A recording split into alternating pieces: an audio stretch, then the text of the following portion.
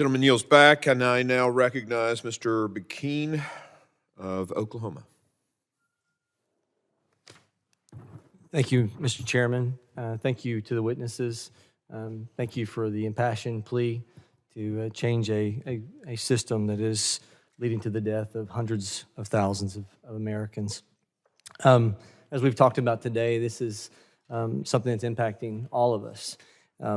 I've got a young adult that I was close to many years ago. He was actually a part of my church youth group, and I got word 2 weeks ago that he had, through an addiction, a sad addiction. I've not been around this young man for years. He had actually overdosed 2 weeks ago. And within, a text message exchange of condolences to his father, the father's response was, "Nobody should have to go through this." And so, Ms. Kiesling, nobody should have to go through what you're experiencing. In 2021, there were 299 fentanyl overdose deaths in my state of Oklahoma. In 2018, that figure was only 39, to your point earlier. That's a staggering, almost 700% increase. And we know it's attributed to what's happening at the southern border. Just this month, an illegal alien pled guilty for an illegal drug operation in Tulsa, Oklahoma, with 3,500 grams of fentanyl powder, 1,300 grams of fentanyl pills were discovered from his home. And that's enough to kill all the residents of Oklahoma City, 650,000 people. 2 weeks ago, a young man, as I described, that I was close to years ago, passed away. It hits home. In addition to that, in my district, in Bartlesville, Oklahoma, there was a 21-year-old named Zach Sanders experimenting with pills, took a pill laced with fentanyl, and he died of a drug overdose in January of 21. And after his death, his mother sponsored a billboard in that city, in Bartlesville, with a photo of Zach and the words that said, "Check your pills, fentanyl kills." What's happening is astounding.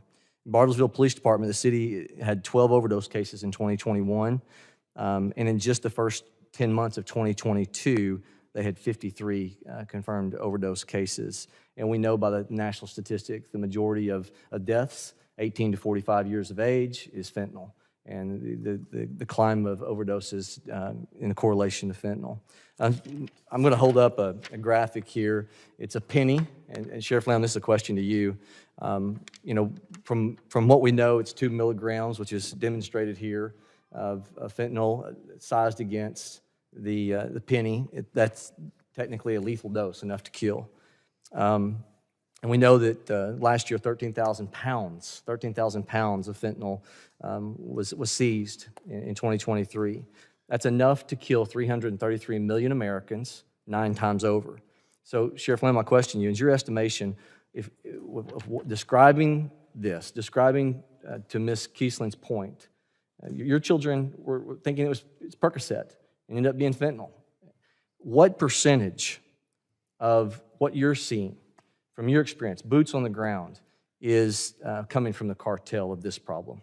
100%, sir. 100% is coming from the cartels. And this is also, the fentanyl, it doesn't take much at all. They're putting it in everything. They're putting it in the cocaine, the heroin, the marijuana. They're putting it in everything. And I wanted to mention the xylazine. I hope I could take just 1 second. Hey, it's a horse tranquilizer, right? It's a horse tranquilizer. I grew up in the horse industry. I'm interested in hearing what you have to say about this. It's not approved for human use. Here's what is alarming. It is a non-opioid, which means that naloxone and Narcan will be ineffective on it. The Phoenix Fire Department is starting to see it. Other states' departments are starting to see it. So the cartels are starting to add xylazine into the fentanyl, and it will be impervious to the Narcan or the naloxone that we often administer to each other and to other people who are suffering from a poisoning of fentanyl. So the cartel's running the gamut. And so, as a colleague said earlier, you agreed that we need to see them as a terrorist organization. And in terms of seeing them as a terrorist organization, are they not the new form of organized crime in America, the new mob that we know? As I was on the border last week, and right across from the suburbs of El Paso, that we're hearing about operational citywide control by the cartel.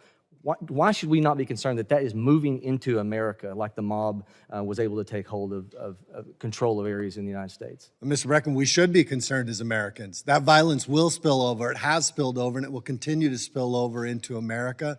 It'll affect American lives. I mean, the fentanyl already is. The DEA, I forgot to tell you, the DEA is now saying that 75% of the the fentanyl doses they're finding are lethal doses. That's a staggering number, and it's going to affect a lot of American lives. And then quickly, Mr. Chairman, to Mr. Beer, do you think we have an invasion at our southern border? There's certainly a problem at our southern border, yes. Would you define it as an invasion? No, not under our Constitution. Constitutionally, an invasion is a military action by a foreign government. So, Mr. Chairman, I'll just say Article 4, Section 4 guarantees to every state a Republican form of government and protect those states against an invasion. So the witness was very careful in knowing that I probably knew the Constitution and the way he answered that question. And James Madison agrees with that definition as well. He wrote about what constitutes an invasion under our Constitution as well. Thank you.